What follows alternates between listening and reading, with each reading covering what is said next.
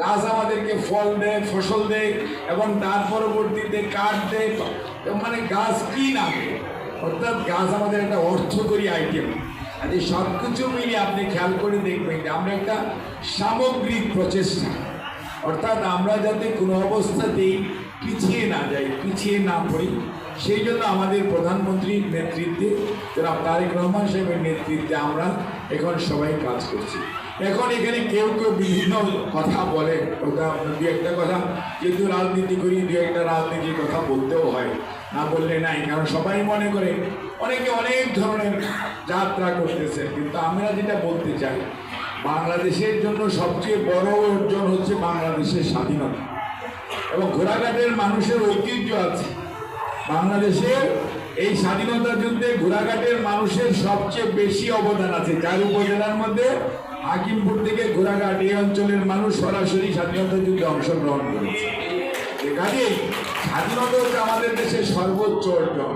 তারপরে যে 90 স্বৈরাচার বিরোধী আন্দোলন, সেখানে একটা স্বৈরাচারের গণ আন্দোলনে, সেখানেও গণ অভ্যুত্থানে সেটা স্বৈরাচারের পতন হচ্ছে।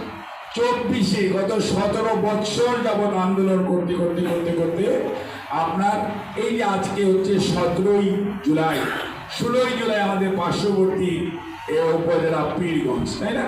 সেখানে আবু সাইদ বেগম রোকেয়া বিশ্ববিদ্যালয়ের ছাত্র ছিল এবং তার তাজা তন্ত্রকে গুলি লাগার পর তার শাহাদতের মাধ্যমে কিন্তু দেখা গেছে যে এই 17 বৎসরের পুঞ্জীবিত যে ক্ষোভ, সেটার কিন্তু বহিঃপ্রকাশ ঘটেছে। সকল মানুষ রাস্তায় নেমে এসছে, আন্দোলন তার চূড়ান্ত লাভ করেছে 5ই আগস্ট 24। কাজে এখানে সকল মানুষের অংশগ্রহণ আছে এবং এই অর্জন, এই দেশের অর্জন, সকল মানুষের অর্জন। এটিকে ব্যক্তিগতভাবে নেওয়ার চেষ্টা যারা করেছে, তাদেরকে কিন্তু ইতিহাস ক্ষমা করে নেই। যখনই যেই দল কোনো দেশের স্বাধীনতাকে আওয়ামী লীগ নিজের অর্জিত সম্পদ মনে করেছিল, সেই জন্য তাদের কিন্তু পালিয়ে যেতে হয়েছে। এখনো দেখেন, যারা 24কে কুক্ষিগত করতে চেয়েছিল, মনে করেছিল যে অনলি তারাই হবে, কিন্তু দেশের মানুষ কিন্তু শেষ রায়ে 12ই ফেব্রুয়ারি 26-এ তার যে সমর্থন, সেটা কিন্তু তারা সঠিকভাবেই দিয়েছে বাংলাদেশ জাতীয়তাবাদী দলের পক্ষে। এবং আমরা মনে করি, ছোট হোক বড় হোক, সে যেই হোক, আমরা সবাইকে সাথে নিয়ে চলতে চাই। আমরা কোনো অবস্থাতেই বাংলাদেশ জাতীয়তাবাদী দল বা বিএনপি মনে করে না যে 2/3 সংখ্যাগরিষ্ঠতা নিয়ে আমরা যা বলবো তাই হবে, তা না।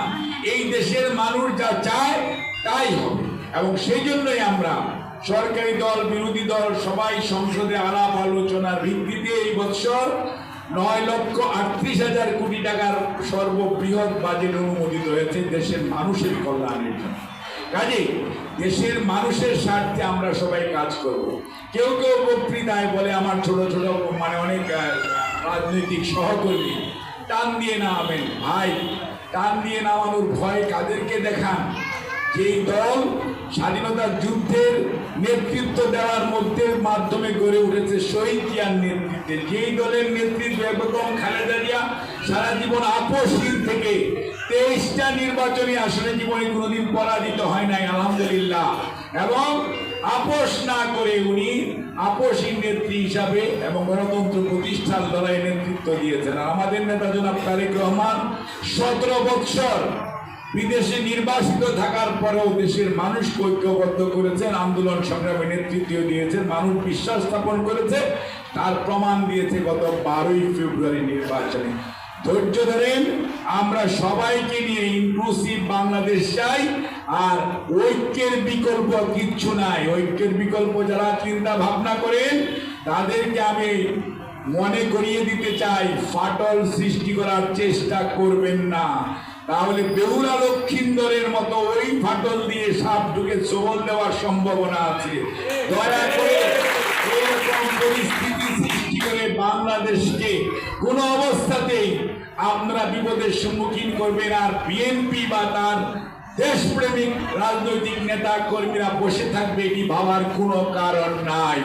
বিএনপির ইতিহাস পালিয়ে যাওয়ার ইতিহাস না, বিএনপির ইতিহাস আত্মসমর্পণের ইতিহাস না, বিএনপির ইতিহাস মাঠে থেকে জনগণকে সাথে নিয়ে প্রতিরোধের ইতিহাস। আপনাদের সবাইকে ধন্যবাদ।